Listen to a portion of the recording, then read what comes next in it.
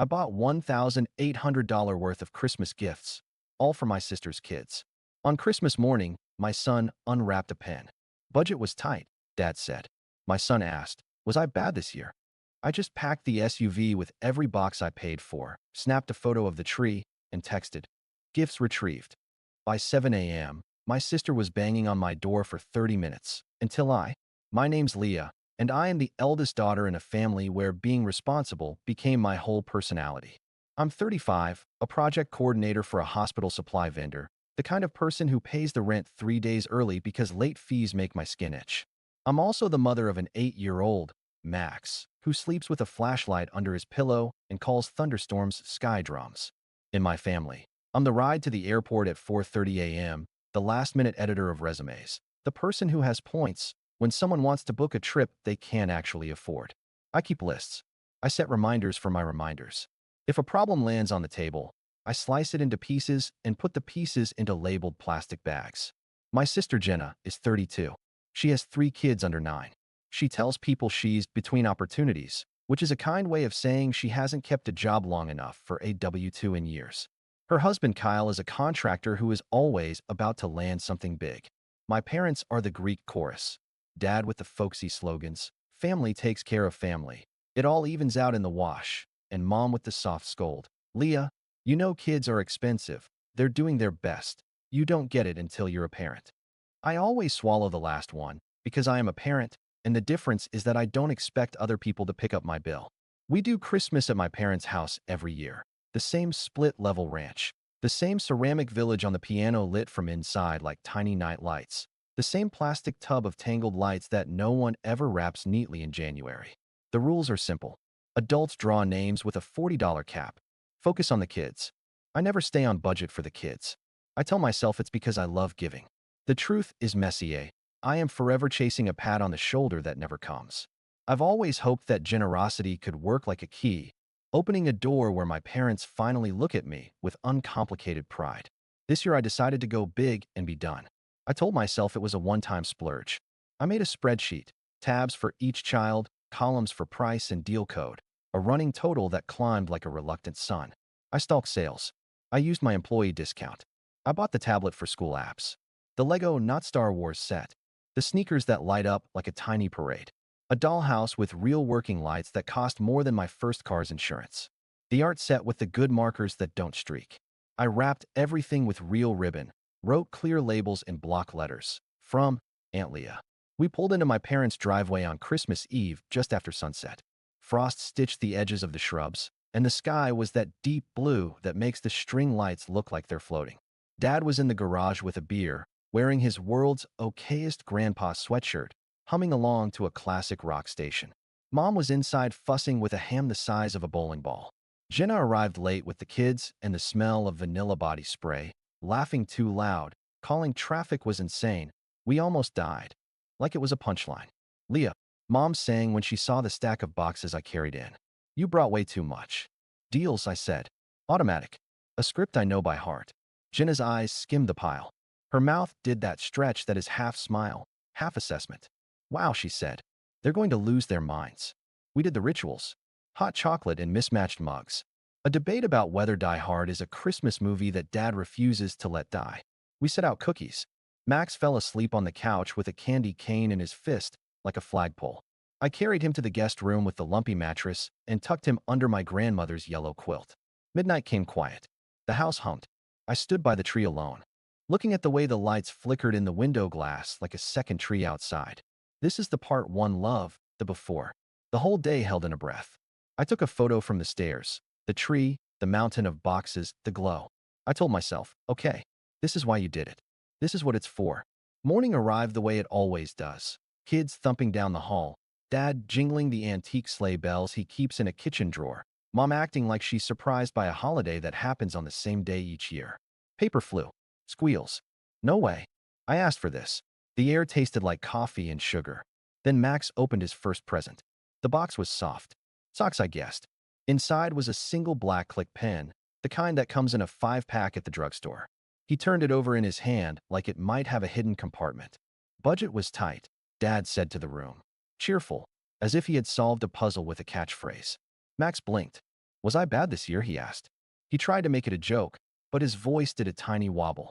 I felt something inside me pull like a zipper. Not a bang, not a scream. Just a clean, straight line opening. Open the next one, I said too brightly. He opened socks. Gray ankle socks, 2 sizes too big. Adults. Someone had grabbed the wrong pack in a rush. Or not a rush, just not caring. Across the room, Ella shrieked over the tablet. Liam hugged the Lego box like a life raft. Piper lifted the dollhouse ribbon with reverence. Jenna filmed it all, laughing, narrating, best Christmas ever. Her phone never pointed at my kid. I looked at Mom. She adjusted a garland that didn't need adjusting. I looked at Dad. He shrugged like he'd explained a weather event. We had to prioritize, he said, as if he were a spokesman for a budget committee. Max clicked the pen once. Twice. Click. Click. The sound was small and relentless. My mouth tasted like cold coffee and metal. Jenna leaned toward me and said softly, like she was doing me a favor, "Don't make this a thing, Leah. It's Christmas." The zipper kept opening. The first time I paid for Jenna's kid's Christmas, Piper was a newborn and Kyle's work had slowed down. Jenna called me crying in a strip mall parking lot in November. "I don't know how we're going to do presents," she said, sniffling. I said the sentence I've regretted 100 times. "I've got it this year." 3 hours later, I was in Target with a cart full of toys. Mom texted, "You're a lifesaver. Jenna is so lucky to have you." Lucky. The word felt like a ribbon around my throat. It never went back to normal. It became expectation. After that winter came birthdays and just because toys, back-to-school shoes, soccer fees, dance recital costumes, the minivan's brakes, the apartment deposit for the kids' stability. When daycare raised prices, I floated them. When Kyle's boss forgot to pay on time, I covered the gap.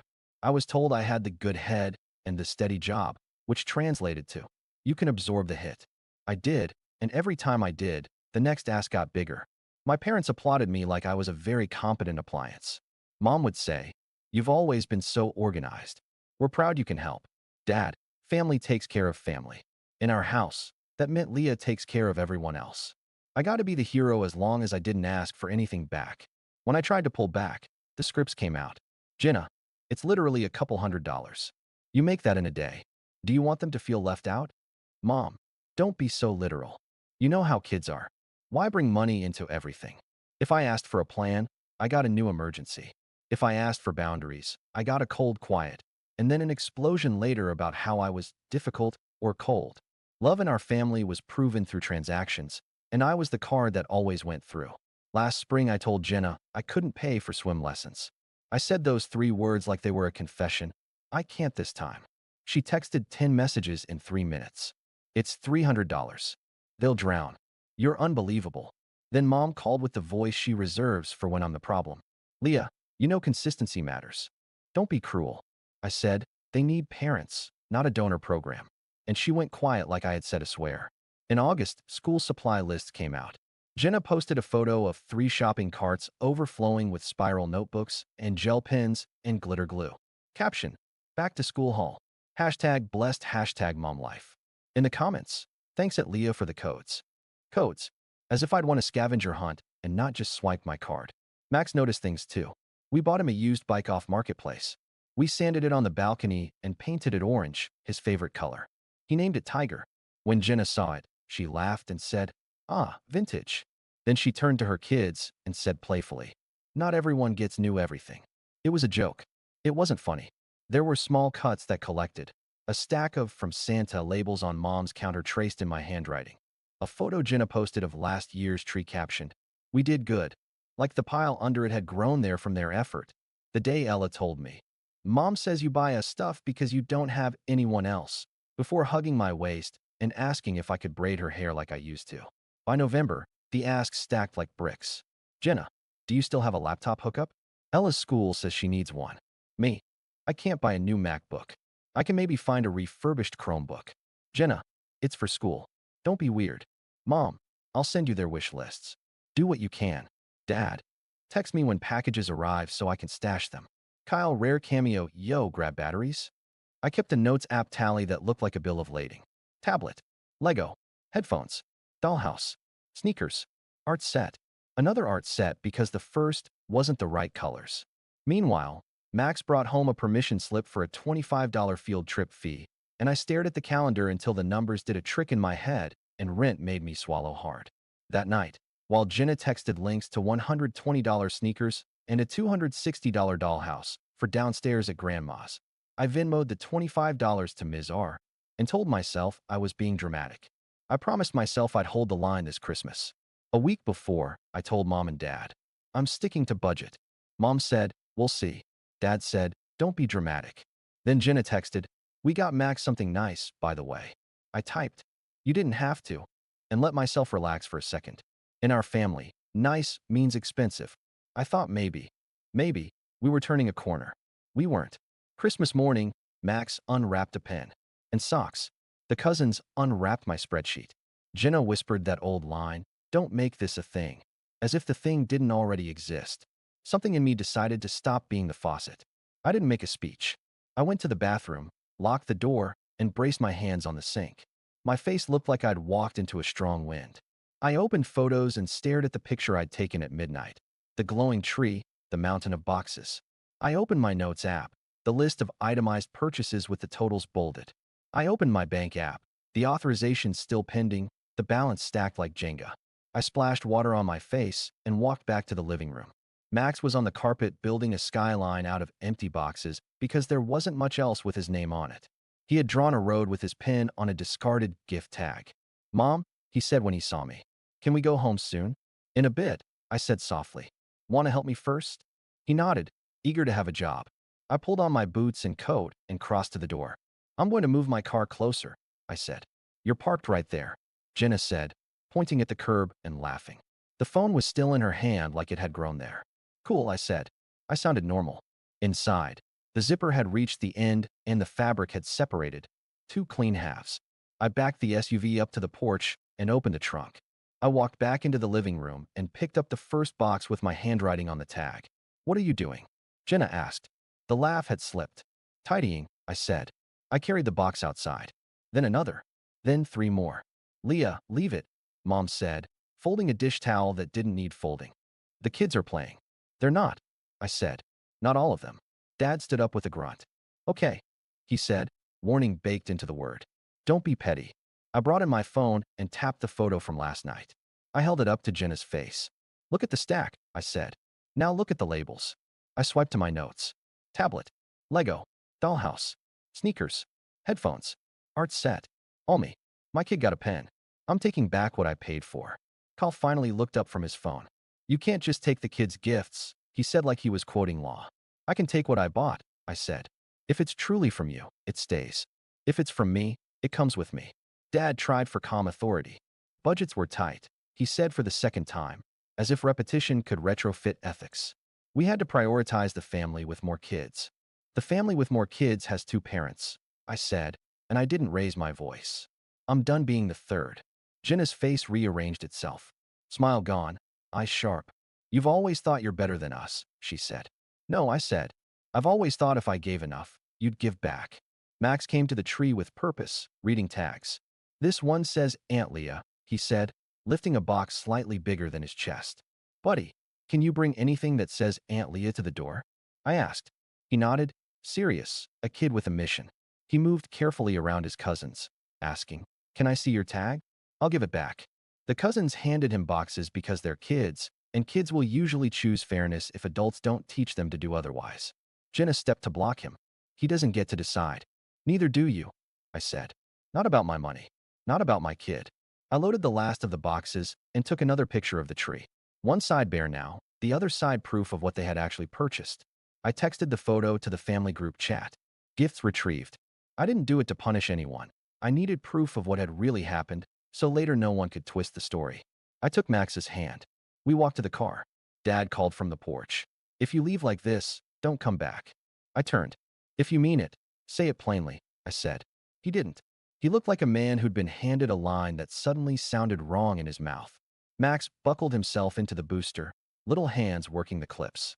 I slid into the driver's seat, heart loud but steady. Before I pulled away, I asked, what do you want for breakfast? He thought about it. Pancakes, he said, with too many chocolate chips. We can do that, I said. I put the car in drive and didn't look in the rearview mirror. We went to the diner on Maple. The one with the cracked red booths and the waitress who calls everyone honey like it's your legal name. Max drew a treasure map on the back of his placemat with his pen. He added a volcano and a crooked palm tree and an X inside a square he labeled home. He licked syrup off his thumb and asked, "Can we make our own Christmas at home?" He said it like a plan, not a loss. "We already are," I said. My phone vibrated until the battery icon turned stubborn red. I'd silenced it, but the screen still lit up like a fire alarm. When I finally turned it over, the group chat was a bonfire. "Mom, Leah, bring the gifts back. This is not healthy. Dad, you embarrassed us. Aunt Carol, this isn't how we do things in this family. Jenna, are you kidding me? Ella is crying. Kyle, this is theft. Kyle again, my cousin is a lawyer. He says we could press charges. Mom, we focused on the kids with the most need. You only have one child. Be generous." That last line burned a hole through the screen. You only have one child. As if quantity decides worth. As if my kid's feelings are a rounding error because he is singular. I put the phone face down. I texted Aunt Nadine separately, the one who sends birthday cards with stickers and $10 bills folded inside. "Merry Christmas," I wrote. "Max and I are eating pancakes. We're okay." She sent back a photo of her cat in a Santa hat and wrote, "Proud of you, kiddo. Boundaries are gifts." We went home. I stacked the boxes along the wall in the living room under our smaller tree. The one that leans a little to the left because of a bent metal foot. Max helped drag the lighter ones. "Do these still go to the cousins?" he asked. "Most of them," I said. "But we're going to do it differently." "How?" "We'll rewrap and label them honestly. And we'll set some aside for people who need them and don't have a Leah to subsidize their Christmas. And we'll make sure your name is on yours." He nodded like this was obvious. "Can I give something for me?" "Absolutely," I said. We opened a few to rewrap. I wrote on fresh tags in big clear letters, "From Aunt Leah." On a sticky note, I put on the tablet, "Half back to savings. Half to shelter." I stuck similar notes on the dollhouse and the extra art set. Not because the cousins didn't deserve nice things. Because the story needed to be true. Around 3, the pounding started, fists on the door hard enough to make the wreath shiver. Max jumped. I set a hand on his shoulder. "It's okay," I said, and I meant it. Fear and guilt live in the same drawer, and I'd taken that drawer out and dumped it on the lawn. "Leah," Jenna shouted through the door. "Open up." I opened it. She stood on the porch in a puffer thrown over pajamas, hair twisted into something that had once been a bun. Kyle loomed like a poorly built fence. Mom hovered at the step with a dish towel, weapon, and prop. Dad paced at the curb like a general who gives orders from safe distance. "Where are the gifts?" Jenna demanded. "Inside," I said. "You're ruining Christmas," she said. Her voice had that brittle edge of someone who wants to cry on cue. "You were happy to ruin it for my kid," I said. "You can cry about labels. It's not about who bought what," she said. "It always is," I said. "You just liked it better when I didn't say it out loud." Mom stepped forward with her church voice. "Leah, bring them back. Your cousins are coming over later. We can sort this out as a family." "Sorting it out as a family is how we got here," I said. "Here's what happens. Tomorrow your kids will get the gifts I bought, labeled for me. You'll tell them the truth. You won't post photos captioned, 'We did good,' like I wasn't there. And you will not hand my son a pen while holding my tablet again." Jenna's chin lifted. "We got Max something nice," she said. "It's at home. We forgot it." "What is it?" I asked. They blinked at the same time. A duet of silence. Kyle said, "It's a surprise." "For who?" I asked. Mom tried kindness like a key. "Sweetie, don't make them into villains. They're struggling." "I know," I said. "They've been struggling for years. And I've been paying so they could pretend it was temporary." Dad finally entered the chat. "You've always thought money solves everything." "No," I said. "You've always asked me to solve everything with money." Silence settled. Behind me, Max tugged my sleeve. "Can I show them my map?" he whispered. "Later," I whispered back. "We're finishing something." Jenna pointed past me at the stack. "If you don't give them back, I'll tell the kids you stole Christmas." "You already tell them Santa is generous when you are," I said. "I'm done playing that part." She stared like she didn't know me. Maybe she didn't. Maybe I hadn't let her. "You're cruel," she said finally. "No," I said. "I'm clear." I closed the door. She pounded for another minute, then less. Mom's voice pleaded through wood. Kyle muttered legal threats to the air. Dad said, "Enough." Footsteps retreated. Quiet returned. Max handed me his map. He had drawn our apartment building with a Christmas tree in the window and 2 stick figures labeled Max and MOM. Next to it, in careful printing, he had written, "X marks the spot." I felt that hot sting behind the eyes that isn't sadness. Relief wears the same shoes sometimes. We made Coco. We watched the stop-motion reindeer movie. Max fell asleep on my lap, breathing slow. I sat under our leaning tree with the phone on silent in a room that felt like mine in a way I hadn't let it be in years. The next morning I wrote 3 emails. One to the shelter asking for their holiday wish list. One to the school district's social worker asking if any families needed winter coats in Max's sizes. One to my bank asking for a clean statement of December purchases. Not because anyone demanded proof. Because I needed to turn my habit of solving problems into something that wasn't just about keeping my sister's story afloat. At noon, I drove to my parents' house alone. I set 3 bags of gifts on the porch with the new tags. I rang the bell and stepped back. Jenna flung the door open like she'd been waiting behind it. "This is childish," she snapped. "This is honest," I said. She lifted a tag and read aloud. "From Aunt Leah?" The words looked wrong in her mouth, like she'd been caught lips syncing and the track had skipped. Mom appeared behind her, eyes wet. "We just wanted everyone to have a good Christmas."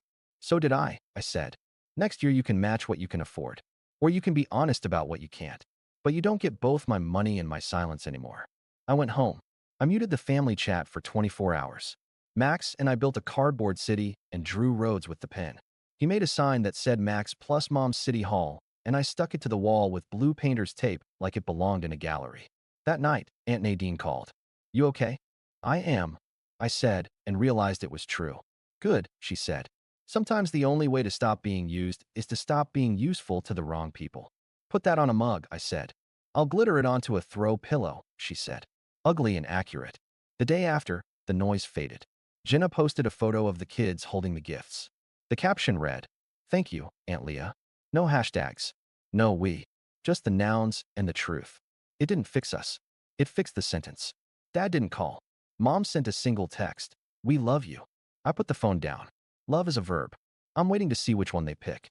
That evening, Max and I ate leftovers and played a game we made up with 2 dice and Post-its. He asked if the treasure on his map could move around. "Sure," I said, "as long as we keep the map." I didn't become a different person overnight. I'm still the list maker, the early payer, the helper who holds doors and carries casseroles. I didn't choose cruelty. I chose clarity. I stopped subsidizing a story where my son learns he is less because he is mine. A week after Christmas, Jenna texted, "Can we talk?" We met at a coffee shop halfway between our apartments. She wore sunglasses indoors like a celebrity hiding from a scandal no one else had heard about. She pushed a latte toward me. "Peace offering." I waited. "I was embarrassed," she said. "At the house. In front of Mom, the kids, Kyle." "I was embarrassed for my kid," I said. "In front of everyone." She nodded. "Tiny. We've leaned on you too much." "Yeah," I said. "I'm not promising a brand new life tomorrow," she said, and she sounded like herself for the first time in months. "But we'll stop pretending your money is our effort. I'll tell the kids the truth." "That's a start," I said. She stared at her cup. "Can I ask for one thing that isn't money?" I braced. "Can you send me that spreadsheet?" she asked. "I don't know how to budget." I exhaled. "Yes," I said. "Boundaries aren't walls."